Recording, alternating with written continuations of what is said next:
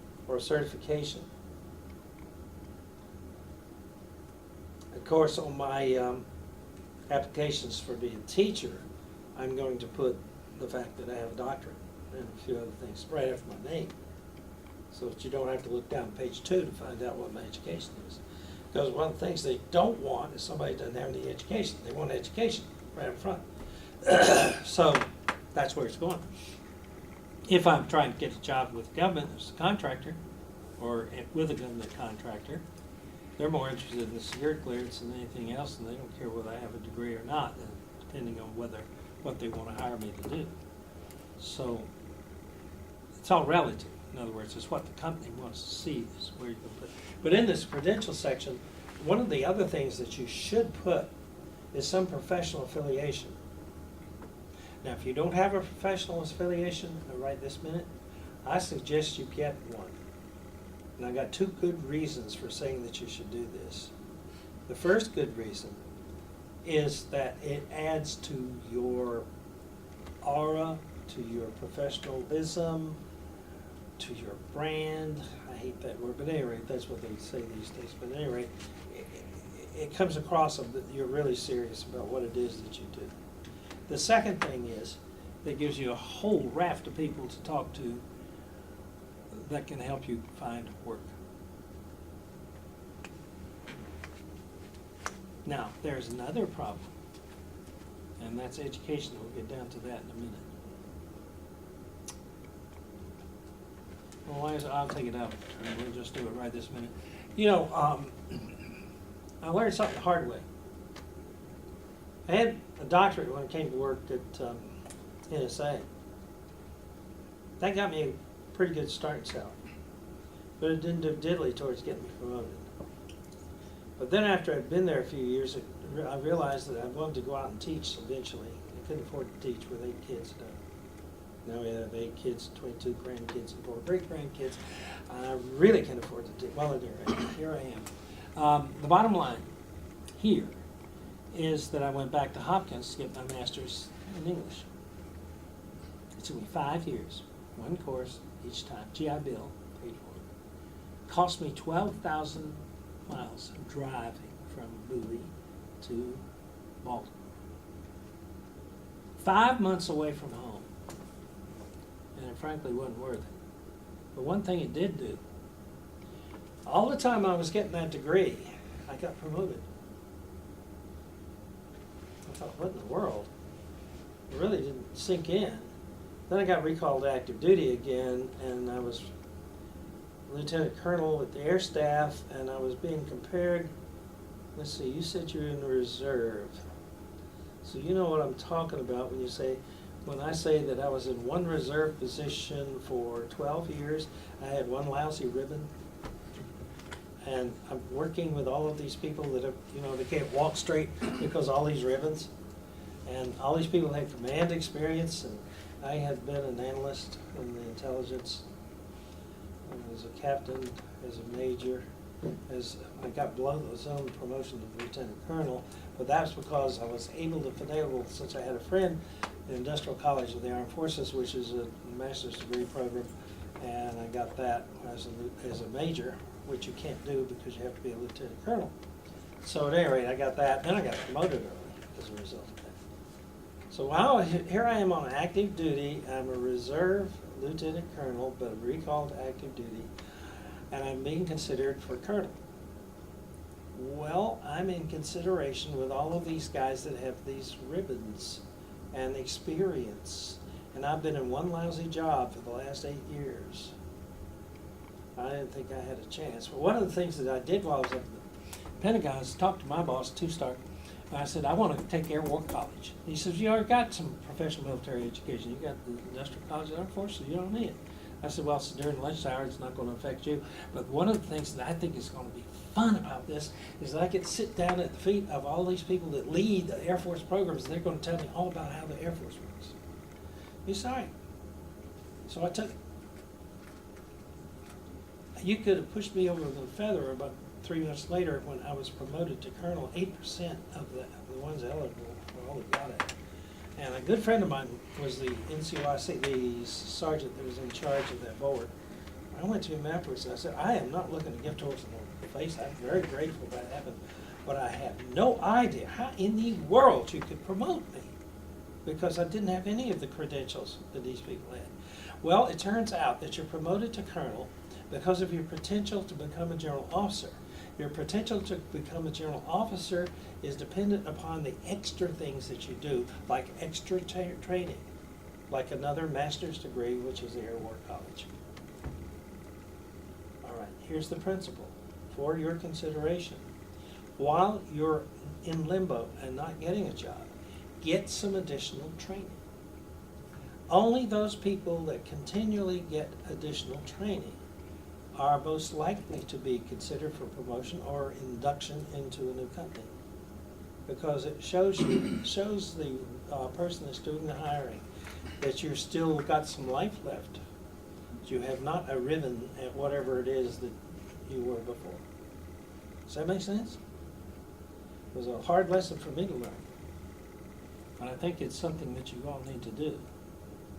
So if you're not doing anything right now, get some free training or cheap training, doing something that has something to do with making you more eligible for whatever job you're going to go into.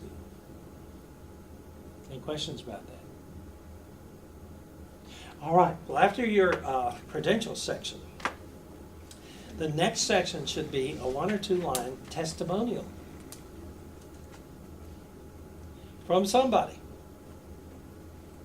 That somebody ought to be somebody up the food chain from you. And it should be a testimonial about your ability, observed, proven ability to do one of the skills that the company that you're applying to is looking for. Out of the mouths of 2 or more witnesses, is everything proven that is proven?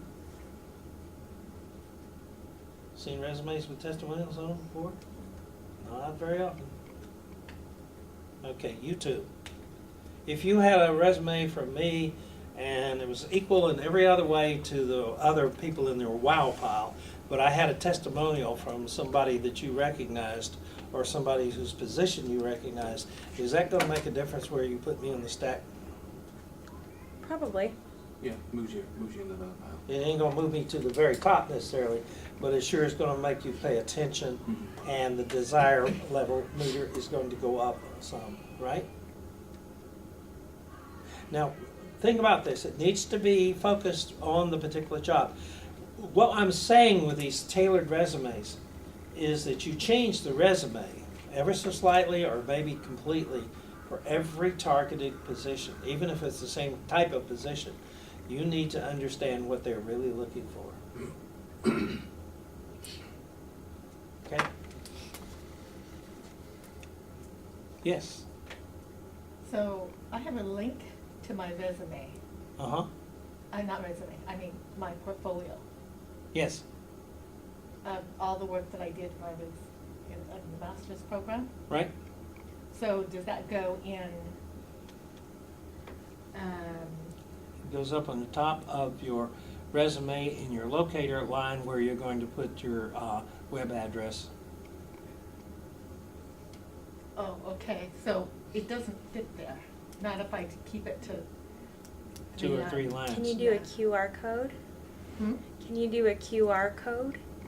Those little squares? Yeah. That's one of kind of those like the things. new thing right now.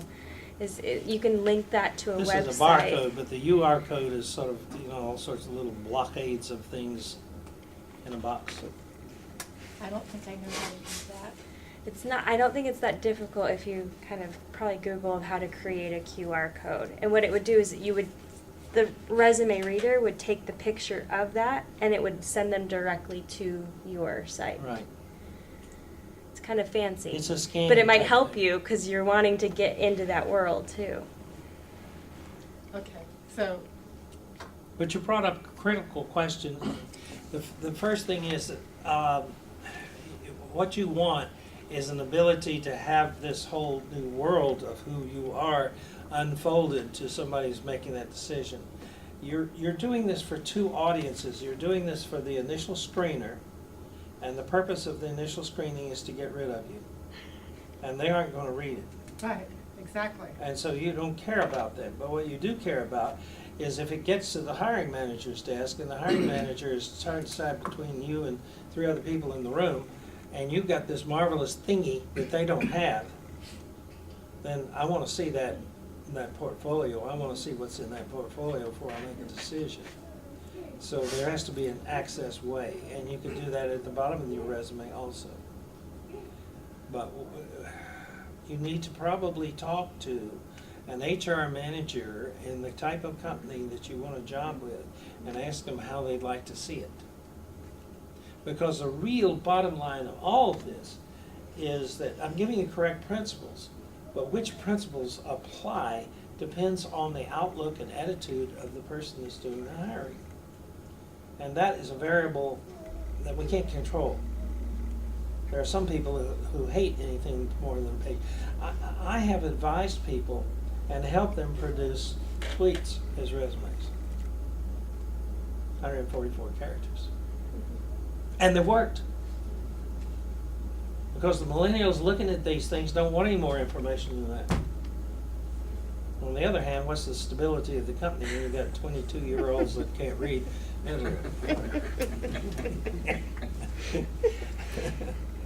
Yeah, so it's a changing world, and let's talk about portfolios for another second. One of the things that I had in my days of interviewing years ago, Bowie State University had an opening for a full-time professor in English. So I went to Bowie State. I had with me a ring binder portfolio that had examples of the exams that I had developed, the syllabi that I had produced, how I graded papers, the kinds of papers I created, all of the things, plus all the letters of testimonial from deans, deanlets, students, whatever, you know, and tabbed. And what was to be a 10-minute interview with the head of the English department, he called in the president of the university, who called in all of the other department heads, and I had 30 people interviewing me for about 3 hours and making photocopies of various parts of this portfolio because they'd never seen anything quite like it before. Well, I didn't get the job because they didn't have the money to hire me. I would have gotten the job otherwise. But the point is, you know, if you have something that you can refer to that adds to the credential, adds to the proof that you have developed, that you have done various things, then these people are going to be much more likely to be interested and much more interested in having you come in for an interview. And in the interview, you're going to use this portfolio, so if you don't use it anywhere else, it's going to show up then. So you probably want a printed version of what you have done as well as what's on the website. I've got animation and, you know, all kinds of stuff. In that case, you're going to bring your laptop or your notepad with you, and you're going to do a 10-minute skit by pushing the button. Missionaries do that all the time now. They have they'll come in for a message and they'll show you one of the Mormon ads. All they do is push the button, and then they get 5 minutes worth of animation and whatever. You can do one on each one of the topic areas. You can say, what are you most interested in? Well, let me show you what I've done with that. In other words, you don't have to show them 2 hours worth of it. So, where you say here, you've got your skill, and those are the skills that the company's requesting. Yep. Okay, the application, should I just put a link to the place in my resume? Absolutely. Right in And the- a right in the brief resume? explanation for those who don't care. Okay, The first set of people are not going to be looking at links. Now, this that gets skewed in about 4 different ways. If you have references, which should go on a different page and not in your resume, sometimes the first thing that will happen is some flunky in the HR department will call all of the, so that means that your reference will maybe get 100 phone calls, and you better have made peace with that particular reference before. Then you won't even get offered a job by half of those people. But they're going to check your references to make sure you're who you say you are and not a liar. So, and also please talk with your people about what you're expecting them to say. I went in the Air Force, and I was assigned to the JAG, and I was waiting for Officers Intelligence School. And all the people I came in the Air Force with went to Intel School. And then all the next batch went to Intel School, and I'm still stuck over in the JAG. I went home for Christmas. I went to my next door neighbor, Bob Caudle.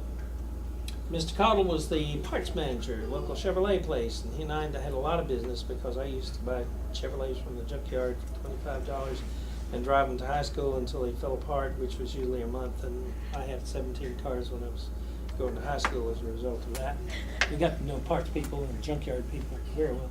Anyway, I put him down as a reference because we've been next door neighbors ever since I was knee-high to grasshopper. So, he says to me, he says, "Well, Evan, how you like the Army Air Corps?" And I said, "Well, they call it the Air Force now, but I love it just well." I said, "So, fine." He said, "You're not in any kind of trouble, are you?" I said, "Okay, remember, I'm from North Carolina, okay, we're states' rights people." And he says, "You're not in any trouble, are you?" And I said, "No, sir." "Well, you hadn't been gone more than 3 weeks before the incumbent fellows came by, but I wouldn't tell them nothing."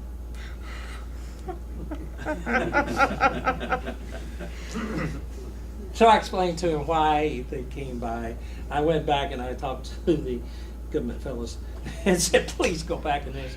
And I got my intelligence course and clearance that I never would have had in my life if it had not been for that, because they thought that I was probably a spy from I don't know where.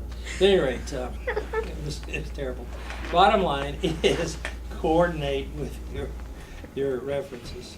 Okay, so that's portfolio. Put the portfolio in there. Now, you're trying to get a job with people who want to see portfolios. And so they're going to, you can put that see link at the bottom of the last page to my portfolio. You can put that up at the top. And they will look at the link because that's what they're about.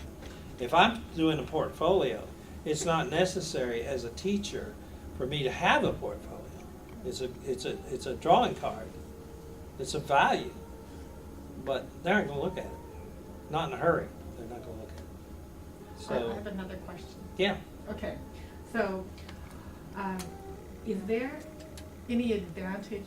No. Okay, I'm trying to figure out how to list my skills, okay, because you have. What skills you have- do they want? Well, I mean, I have all the skills that they want, but Okay. if it's worded differently, do I need to word Here it? is the bottom line here. What you're going to create next is called a qualifications summary. Have you ever written a formal paper reference research report? It usually has an executive summary in it, and the executive summary is a shorthand version of what is in the report. So your shorthand version is going to be the top 5 or 6 skills or attributes that particular company is searching for in priority order. And it's going to be listed like the formula I gave you to begin with. The skill or attribute plus a short example plus the result for each one in priority order. That priority order will change if I'm going to company A or company B or company C, because their urgency may be for one or the other of these skills. So I'm going to tailor it to the particular company. And the first thing the reviewer will say when they look at that resume, and this is on the top half of the first page, "Holy cow, this person knows what we want." Well, okay, so, but I've got all of those things, but if it's worded differently, are they gonna recognize it? I mean, Absolutely. No, they're not going to recognize it. They're going to want you to word it the way that they have it. Do not get if I talk about what I think is the most important thing about being a teacher, it's having success with the students. I'm going to put that first. If they think the most important thing about a teacher is being compliant with whatever the dean wants you to teach, that's way down on my list. But if I'm hungry enough, I'm going to put it way up on my list. Okay, but what I'm saying is, I don't like to copy. And I feel like that's what I'm doing if I'm putting it in their words. No, Okay, you want so- to do that because Yeah. Putting it in their understanding. you're putting it, yeah, that's exactly the way to put that. What was that? You're putting it in a way that they will understand it. Yeah. Okay. Okay, but I use It's, my own it's a words. foreign language, and you're translating what you do into their language. Into their language, not your language. Okay. You are not the important part of the equation. The fact that I need somebody is driving my night and day until I find that person. And I can't afford a risk, and I can't afford somebody who is an independent thinker. Okay, so therefore, if you come over with, this is the way I do it, that goes in the trash can. Am I right, guys? Mhm. Guys? Yeah. Yeah. Yeah, I think one of the worst things is like in LinkedIn, there are some companies that will allow you to apply for a job directly from LinkedIn. You can either go to their website or apply from LinkedIn, and all that does is take your LinkedIn profile and automatically applies to that job. So there's no customization, there's no any of these skills. I've never met anybody who's ever gotten a job by applying straight from that site. I haven't. Because you're just using your template. What we're talking about is a broadcast resume. Yeah. And I'm gonna look at that thing and I say, well, this person doesn't have a clue as to what we want. Yeah. Goes in trash can. Now, you can say different words for the same thing I'm looking for. I'll give you an example of this. When I was 37, this is when the time that I was up on Capitol Hill with Congress. I had a heart attack. And so I asked for a, we call it a handicap pass on Metro. I had to go downtown to the Central Metro station to get this thing. I had a letter from the doctor. And the letter from the doctor said I had a myocardial infarction. We don't know what that is. I did not get my handicap pass. I went through 3 supervisors. And they said, look, you've got to have a heart attack or some other thing in order to get one of these handicap passes. You can't do it for myocardial, whatever that is. And I said, okay. And I went back and I got the doctor to rewrite it saying, Edwin Sapp has had a heart attack. And I got my little, and then I had the worst experience of my life because I looked as healthy as I look today, and here I am 37 years old sitting in the handicap seat and these old ladies would come up to me, well, of all the, because I didn't look sick, but I couldn't stand up. It was all I could do to hold myself up for a while. Anyway, yeah, you want to use the language of expectation. Okay, now you were saying something about how you could find the language in the words in Glassdoor that they were looking for. Do that. No. I wasn't saying that. No, but But their application. you can look at, Their job for the posting. buzzwords for almost any, generically for any discipline, you can look at the Career Occupational Outlook Handbook and it gives you 2 or 3 pages worth of this is what these people do, and it uses that kind of language. Oh, But what okay. you want to do is to look at the job ad and read those words, and those are exactly the words you want to come back And with. read their website. Yeah. Mhm. Read their Go and website, read the whole learn website. everything you can, look at their mission statement, look at their vision statement, look at everything that they do, and then use that language. That's why when you guys leave here tonight and are about to send me a resume, I do not want to see the resume that you brought in tonight. I want you to go over the handouts that you have, and I'll go into them in about, when the big hand gets about to the 9. And I want you to use all that stuff and then pull a copy of some job ad that you want to go after. And then I can criticize and shape and suggest according to a specific target. I can only do so much generically. It is the phrasing. And that phrasing is ever changing. It's going to change for every job you go after. But the question is this, how badly do you want the job? You know, when Socrates was teaching, this kid with an attitude, long hair, came to him, teenager, mom and daddy sent him to him, get him out of the house, and says, teach me. Socrates said, very well. Come with me down to the water. And he went down to the water's edge, and they walked in, they waded in up to about their chest. He grabbed this kid by the long hair and pulled him under. Well, that took the kid by surprise. First of all, he didn't get a chance to get a breath. Secondly, there he is under the water, and Socrates held him down there for a good 15, 20 seconds. So the kid started to fight, you know. He went, hey, I want out of here. And Socrates pushed him down harder. And finally, he just came climbing up Socrates and gasping for air. And Socrates said to him, tell me something. When you were underwater, how badly did you want to breathe? That boy said, I wanted to breathe more than anything I've ever wanted in my entire life. Why did you do that to me? Socrates says, well, when you want to learn that much, come back. So how badly do you want a job? And how badly do you want it with company X? If you're just casting pearls out and hoping that, you know, that something will land in a net somewhere, then you're not really committed, and you're not very likely to get anywhere.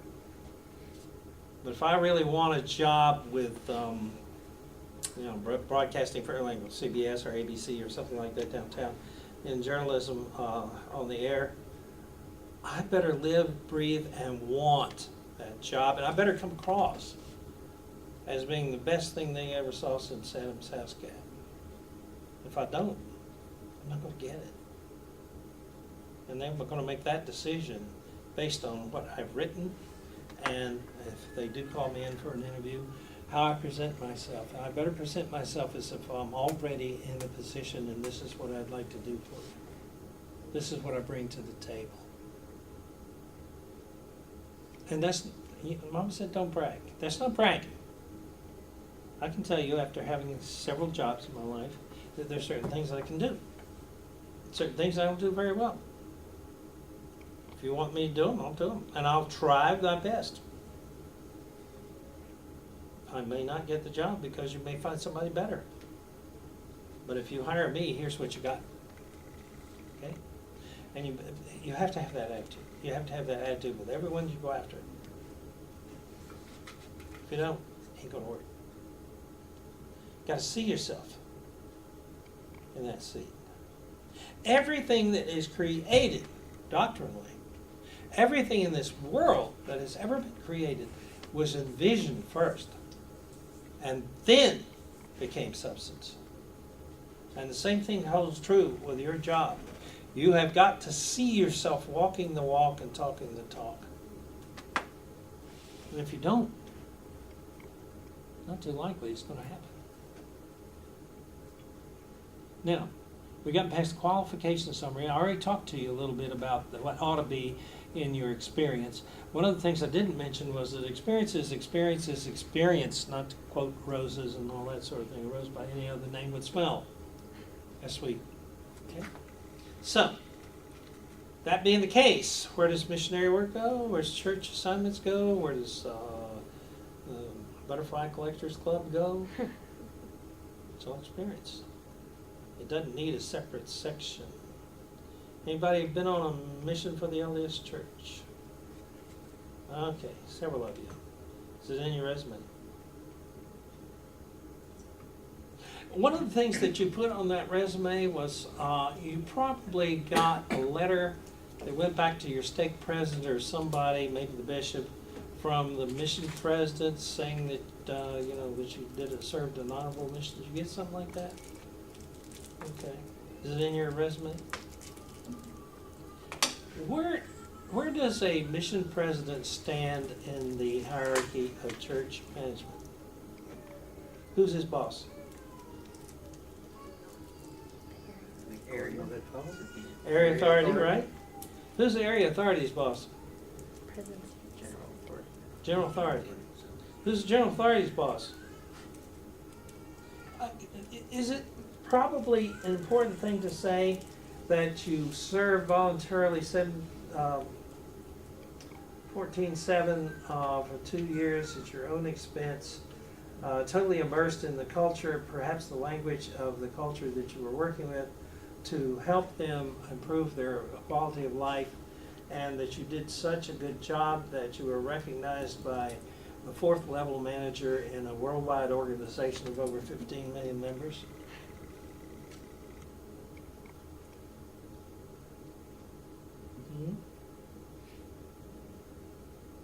You see, we don't see, you know, you're one of about 200 missionaries got released that week. And then you came home and got to be a Sunday school teacher, whatever. At any rate, so you don't look at that as a big deal, but it is a big deal. How many people in the entire world have had the experience that you've had? Just And one. what does that say about your managerial skills? Let's see, while you were, the fellows that spent 2 years as opposed to the sisters that are 18 months, any of you district leaders? Okay. So you supervised in a period of 2 years, probably 4 pairs of missionaries that were replaced on regular intervals, plus you had a partner who you trained, and you did that 2 or 3 times. How many people did you come in contact with while you had your name tag on? A day? Let's say 100? Again, I'm in dangerous territory. Mama said don't do math in public. Well, that's 700 a week. Times 52 times 2. 50,000? Times all of the people you trained? Times all of partnerships you trained? You had an impact either directly or indirectly on the lives of close to 1 million people in 2 years. I'm not talking about the people you gave lessons to. I'm talking about the people that won't ever be the same because they saw 2 missionaries walking down the street and said, where are they from? And may have eventually joined the church, or may not have. But at any rate, you had an impact on their lives. And you can say that. You're used to having an impact on lives. Anybody been a Relief Society president?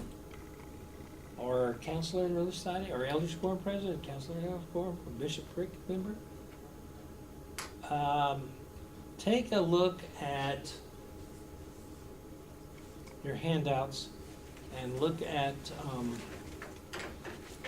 let's see what the order is. I don't have a handout. Wedding proposal, top. Okay. I'm sorry, I moved. Anyway. Anyway, look at about, I don't know, page 5 or 6, somewhere in there, where it has a list of, it's in the resume, and it has, there's a sample resume, and all the way down in the experience area, it's got something on Relief Society, I think, or Elders Quorum, I can't remember which. Whoever finds it, read it to me. Okay, down at the bottom where it says. Church service leader? Yeah. Okay. 4 years as volunteer president of church auxiliary with 2 counselors responsible for the physical and spiritual well-being of 200 women in congregation, supervised 30 pairs of women who visited each home monthly, counseled women on financial and home management issues, obtained food orders, transportation, and home repairs for widows and the infirm, supervised teachers who provided lessons for weekly training meetings. Leadership resulted in critically needed service to 8 families in acute financial or medical distress, and determination of needs or safety of all 200 families within 1/2 hour after a tornado impacted the area. Sound familiar? Some of you done stuff like that? If you were an assistant to the high priest group leader, or a secretary to the Relief Society president, or whatever, or if you don't belong to this church but belong to some other church, and you're serving as a deacon, or you're serving in some way with Sunday school or whatever, you have a story to tell. And it's not a religious story. A lot of times you hear this, we shouldn't mix religion with this. Okay, don't. You don't even have to mention the name of the church if you don't want to. But you have experience. And the fact you didn't get paid a dime for that experience, you've got more experience than the average bear. Does that help? That leaves us with education and training. And that should be the name of the last section in your resume, education and training. Only time that becomes one of the first sections is if you're trying to become a teacher, because they want to see the education and training up front. But in the education and training section, you're gonna list all of the degrees you have, if you have any, in reverse chronological order, which always gives me a fit since I didn't do it the right order to begin with. But at any rate, that's what they're expecting to see. And you're going to then follow that with specific training. For example, your disciplinary training in the military, if you were trained to be an intelligence person, then that's a big block of instruction. You're going to talk about 1,200 hours of hands-on training in this particular skill. But if you like the most of us, I have gotten, I don't know how many hours of management training, but I got it in blocks of 4 hours or whatever. So I've got an aggregate of maybe 1,500 hours of training over the last 30 years on the job on how to be a manager. So I'm going to put it in that way. And we don't need to get into any specific. Bottom line is I've been trained. In fact, I have a scout patch since I'm Scout Committee Chairman now that says over here, you know where it's supposed to say trained? I have one that's overtrained, it says overtrained. And I have another one that says untrainable. I tried that out on the district leader one time, and that was a mistake. Some people are just too serious. Okay. So that leaves us with a big hand getting close to the hour. And we've gone through what should be in the resume. There are only 6 things that ought to be in the resume. The first is the locator. The second is your credentials. The third is a testimonial. The fourth is the qualification summary, and the fifth is experience, and the sixth is education and training. You got anything else in there? It shouldn't be. Now, that's Brother Sapp 1 and 2. Okay, that is not the gospel according to every company in the world. And there are certain times when you tailor that. I have an overall resume that I use with the University of Maryland because they wanted to impress the people who do their accreditation. And consequently, it lists all my careers, all 6 of them. And I'm credentialed in each of those 6 careers. For example, I'm a certified HR professional, and I'm a certified crypt analyst, and I'm a certified instructor, and so on and so forth. And so I can talk about my licenses and my ability to perform in all those areas. That is a nightmare to put together. But the way I did it was to put an introductory paragraph in saying that these are consecutive jobs because I held up to 3 jobs at the same time for. And you wonder why I had a heart attack when I was 30. The period of time when the kids were small and I didn't want my wife working, and then finally when they got into school, she went to work with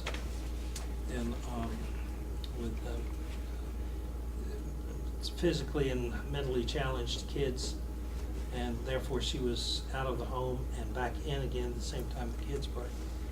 And I had a lot of weaponry she could use against rebellious teenagers who kept trying to outgross her at the dinner table, and she could outgross them any day with anything that happened in school that day with her handicapped kids. So anyway, bottom line is that you're depending on the purpose of the resume, you tailor the resume to fit the needs of the audience. Now, if I'm trying to get a job as a teacher, I'm going to focus on my teaching background. I'm going to, oh, by the way, mention the fact I have 27 years in the military, all right? And I'm going to make that into one bullet with a couple of very succinct things like promoted below the zone and certain awards and so on. I'm also going to mention my civilian career with the National Security Agency, but again, it's only going to be for a bullet or 2. Now, if I want to try to get a job with a contractor, I'm going to minimize my teaching experience, all 50 years of it, and make maybe 3 bullets. And the rest of it is going to be focused on and brought to the front on the kind of experience that you're looking for. With that being the case, the place where that is done easily is in the qualifications summary, because there you prioritize the skills that you're bringing to the table. may have to dig to page 3 of my resume to find that particular skill.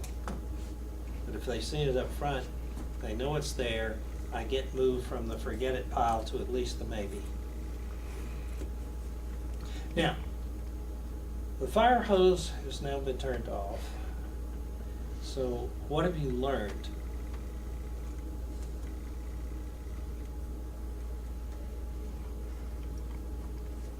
What about tonight's going to change your life?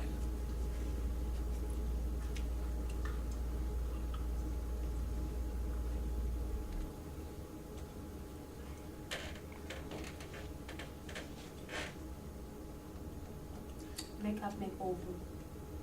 Hmm? Make up, make over, I think we call it. All right. Make over, something like that. And so why are you making it over? Well, I have a draft. Look Okay. terrible. So, take it home, couple days. There's no such thing as a terrible draft. Wash it out. There's, you know, I tell my writing students, and I chair the professors that teach professional writing courses, and I tell them to tell their students as well, there's no such thing as a bad draft. And you usually will find, even if you think it's horrible, that you can take everything that's in it and use most of it in whatever you finally deliver. So don't worry about what's the intermediate, and you will never get a perfect resume, never. Because the first thing about it is you're not the same person today that you were when you wrote one, say, 5 years ago. And consequently, you don't even look at life the same way that you did then, and the things that were important then are not important now. Plus, companies are not looking for exactly the same thing. So you're never going to get there. So just accept it. When I was working with the budget, I had the mistake of having a CPA on my staff. And Everett Dirksen, Senator Dirksen used to say, he said to me, he said it publicly, he said, a million here, a million there, before you know it, you've got real money. And the thing about it is, when you're doing 42 projects over a 5-year period, every one of them is in a different one of those out years. And you're juggling $1.4 billion amongst those programs.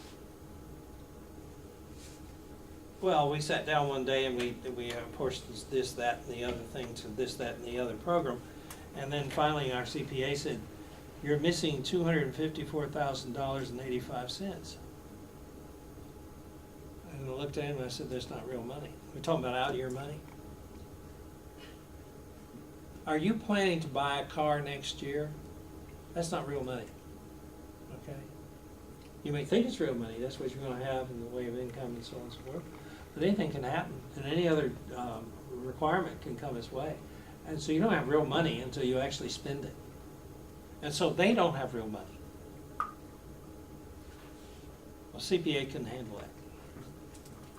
So he found another, I think you'd appreciate that. See, because you deal in the estimate level, not in the preciseness of dollar amounts. And when you're looking at estimates and the impact of estimates, you're looking at attitudes, and you're not looking at reality. And you're having to, and this is exactly the same thing as we do in the intelligence community. In fact, the analysis that's required in intelligence and in law and in the analysis of poems and literary pieces is precisely the same thing. We're looking at the intent of a particular individual that we can never get at.